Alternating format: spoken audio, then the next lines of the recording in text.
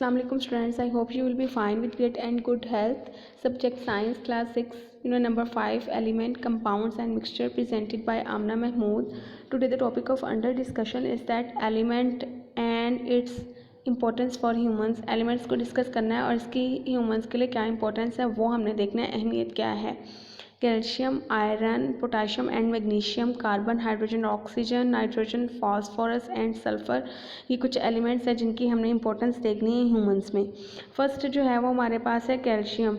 The main constraints of the bones का main constraints है और जो है वो teeth of the animals, teeth और बोन्स जो हैं वो इसका मेन कंस्ट्रेंट्स है calcium. Calcium is most important for humans के लिए मोस्ट जो है वो इम्पोर्टेंट है.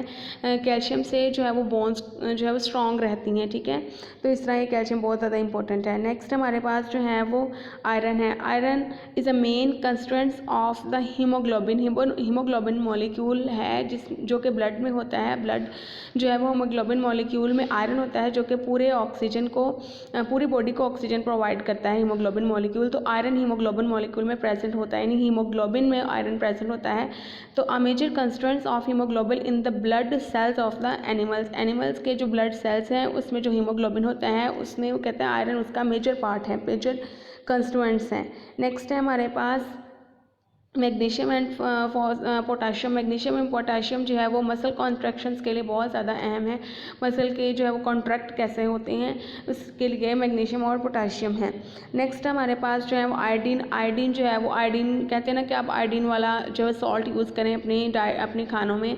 Iodine is important for proper function of the thyroid gland. Thyroid gland की इम्पोर्टेंट की प्रॉपर फंक्शनिंग के लिए आयोडीन बहुत ज़्यादा इंपॉर्टेंट है. कुछ जो है वो आपने कुछ लोग आपने देखे होंगे जिनके गले के एक साइड पे बड़ा सा मतलब स्वेलिंग हो जाती है, तो वो ग्वाइटर उसको हम कहते हैं, जो कि आयोडीन की कमी की वजह से होता है. तो इसलिए आयोडीन को अपनी डाइट में आयोडीन मिला नमक भी हम उसको कहते हैं, उसको अपनी डाइट में रखें ताकि आपका जो थायराइड ग्लैंड है वो प्रॉपर फंक्शनिंग कर सके, क्योंकि उसको आयोडीन की कमी ना हो. नेक्स्ट है हमारे पास नाइट्रोजन है, सल्फ़र है और फॉस्फोरस है. Sulphur, phosphorus, nitrogen, sulphur, nitrogen and phosphorus are important constituents of the protein. Protein के इंपॉर्टेंट कंस्टिट्यूएंट्स हैं. एग है प्रोटीन में, मीट है प्रोटीन में, बीन्स है प्रोटीन में. उसके बाद हम दालें जो हमारे पास दालें, हम जो दालें खाते हैं वो सारी प्रोटीन है. तो उन प्रोटीन्स जो मैंने आपका नेम बताए हैं उनमें ये नाइट्रोजन, सल्फ़र और फॉस्फोरस प्रेजेंट है. नेक्स्ट है हमारे पास, अगर हम कहें तो carbon, hydrogen and oxygen. Carbon, hydrogen and oxygen, अगर हम हाइड्रोजन और ऑक्सीजन को मिलाते हैं तो वाटर बनता है. अगर आप कार्बन और ऑक्सीजन को मिलाएं तो कार्बन डाइऑक्साइड बनती है. ठीक है, ये एलिमेंट्स है, लेकिन जब ये कंबाइन होते हैं तब मॉलिक्यूल बनता है. तो carbon, hydrogen and oxygen are important constituents of fat और कार्बोहाइड्रेट्स. कार्बोहाइड्रेट का इम्पोर्टेंट कंस्टिट्यूएंट्स हैं.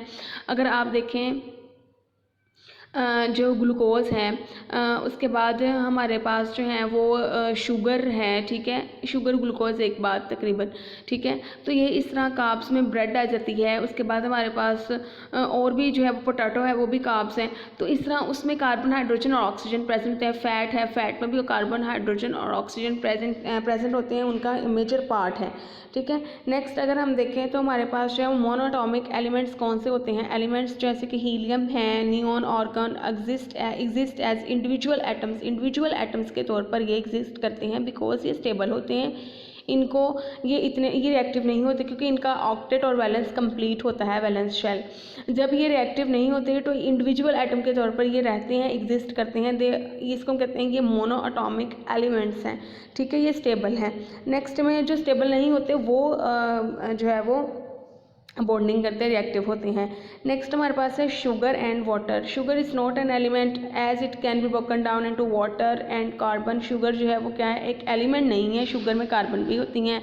ठीक है, उसके कहते हैं कि शुगर को अगर आप ब्रेक करो तो उसमें कार्बन की किस में ब्रेकिंग होगी, इसकी कार्बन और वाटर में. ठीक है, वाटर जो है वो क्या है, वो भी एक एलिमेंट नहीं है क्योंकि अगर आप वाटर को ब्रेक करो तो उसमें हाइड्रोजन और ऑक्सीजन होते हैं. तो इस तरह एक एलिमेंट जैसे कि कार्बन सिर्फ एक एलिमेंट है, लेकिन जब इसके साथ O2 मिलना है तो वो कार्बन डाइऑक्साइड बनना है, वो अब एलिमेंट नहीं रहेगा, वो मॉलिक्यूल या कंपाउंड की फॉर्म में आ जाएगा.